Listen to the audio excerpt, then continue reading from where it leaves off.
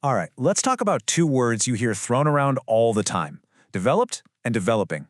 But what do they actually mean? And maybe more importantly, who gets to decide? Because as we're about to see, this simple sounding label can unlock billions of dollars in aid and totally shift the balance of global power.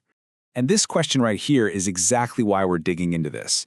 Just recently, the US Congress, unanimously by the way, passed a bill to relabel China as a developed nation, not a developing one. So why do they do that? And what in the world does that actually mean for trade and who's in charge? Let's get into it. Okay, so to really get the whole debate around a country like China, we first have to break down what these labels are even supposed to mean. Big picture, they're just a way to categorize a country's progress. We're talking economically, socially, the whole shebang. At the highest level, you've got nations like the US and Japan on one side, high incomes, super advanced infrastructure. And then you've got nations like India and Brazil, where average incomes are lower and they're still building out their core economies. It's really a story of two totally different stages of a nation's journey. But here's the thing. This divide goes so much deeper than just national economies. It literally shapes the daily lives of billions of people. Let's actually look at the data.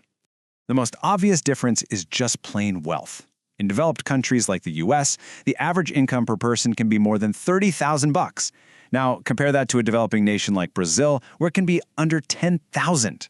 That gap is huge. It's one of the clearest dividing lines there is.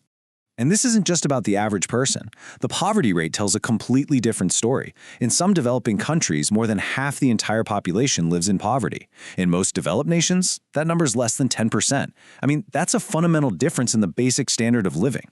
And all that economic stuff translates directly into the things people rely on every single day. It's the difference between having access to advanced medical care versus going to an under-resourced clinic. Or, having a stable power grid versus dealing with constant blackouts. These are the absolute building blocks of a modern society. Now, these economic and social differences, they don't just stay within a country's borders. Oh no, they directly shape a country's politics and just how much clout it has out there on the world stage. Internally, the contrast can be pretty stark. Developed nations typically have long-established democracies and a strong rule of law. Culturally, they also tend to lean towards more open social values. Meanwhile, developing nations often hold on to more traditional views and can face bigger hurdles with things like political stability. And on the global stage, these differences pretty much decide who gets a seat at the big kids' table. Developed countries hold most of the power in organizations like the UN Security Council and the World Trade Organization. They're usually the ones writing the rules for global trade and handing out international aid. So yeah, a country's development status often decides whether it's writing the rules or just playing by. So to try and deal with these massive gaps, the world hasn't just sat back and watched. There's actually a whole playbook of special trade policies designed to give developing nations a boost and help, level the playing field.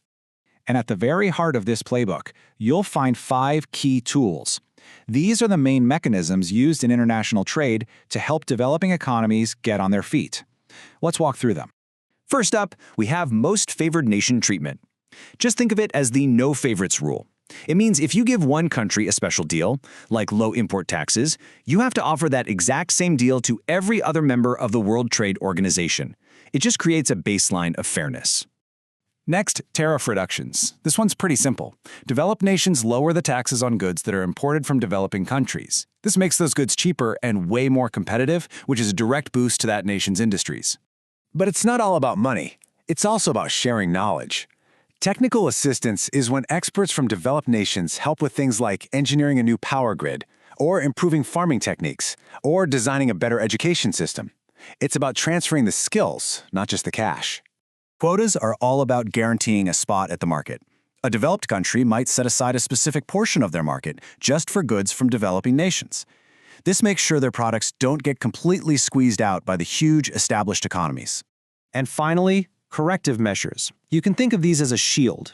This lets a developing country use its own tariffs to protect its new, fragile industries from getting crushed by powerful foreign competition.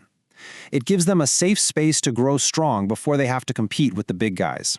So we have these clear differences, and we have a whole playbook of policies designed to try and fix them. But that brings us right back to our big question.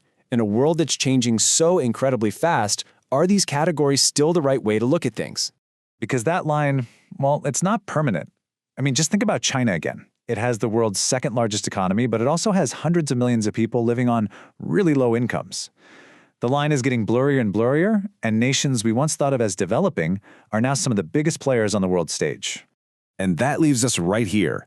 As the global economy keeps shifting, do these old labels actually help us understand the world, or do they just hold us back? Should a country like China still get all the benefits of being a developing nation?